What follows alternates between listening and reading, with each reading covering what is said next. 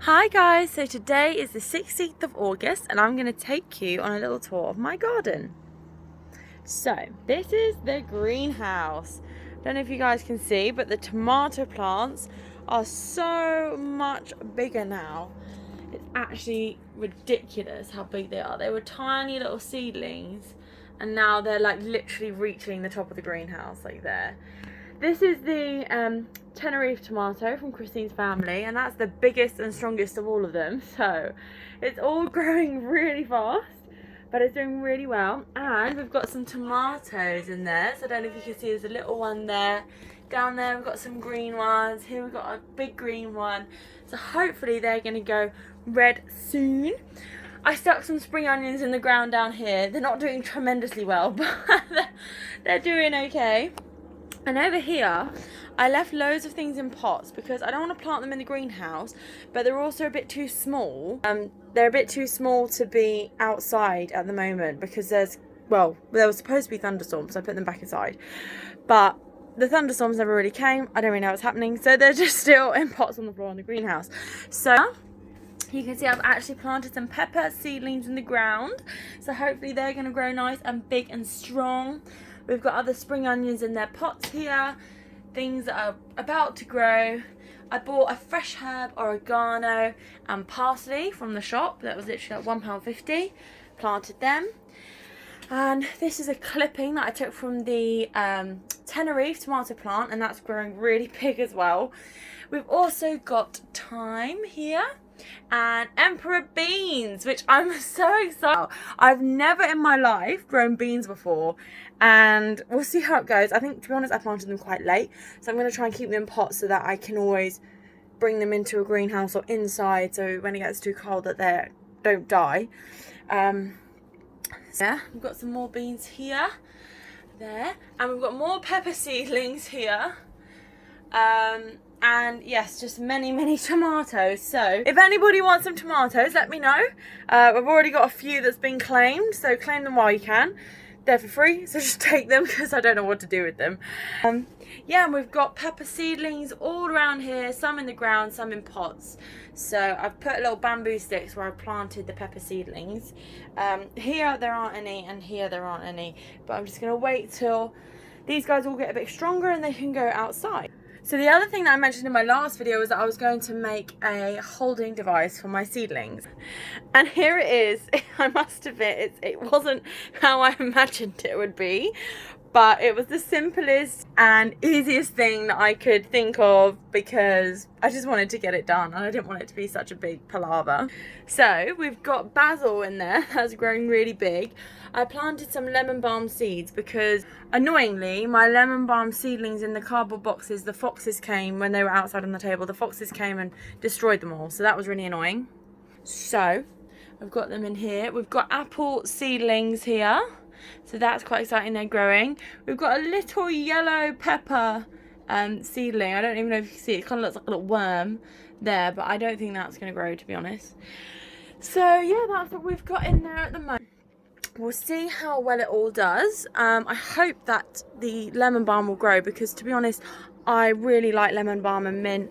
I love to use it to make fresh drinks, so I want them to grow nice, big and strong. And we also have out here more emperor beans. I need to get a trellis for these so they can actually grow up something and not just go all floppy.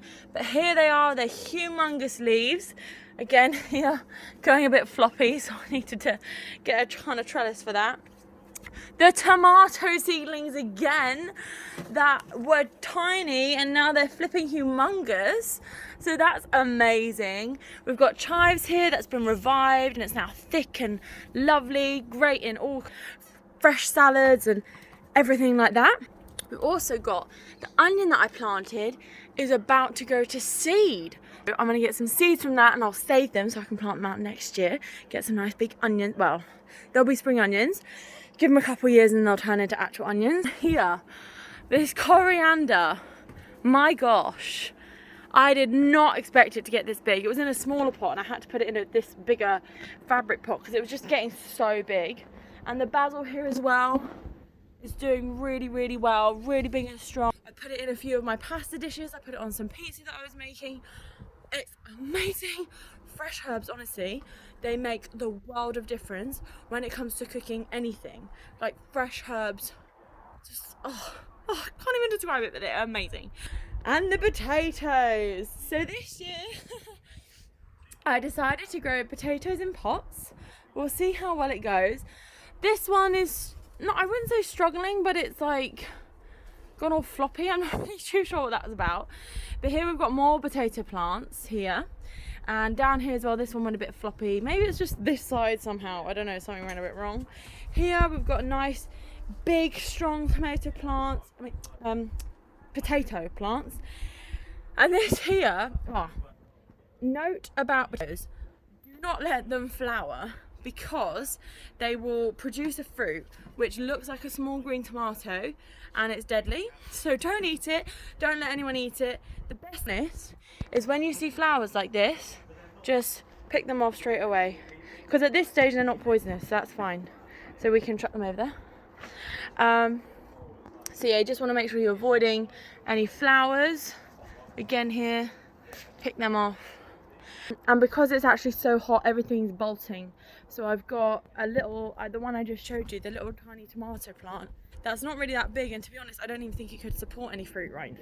But that's already bolted, and we've got some flowers on it. So it's not a thing, but I don't know if the fruit's going to be that great because the plant's quite small. But anyway, there are the potatoes, growing really nice, big and strong in their pots. This was the potato that actually grew from me trying to grow rose bushes.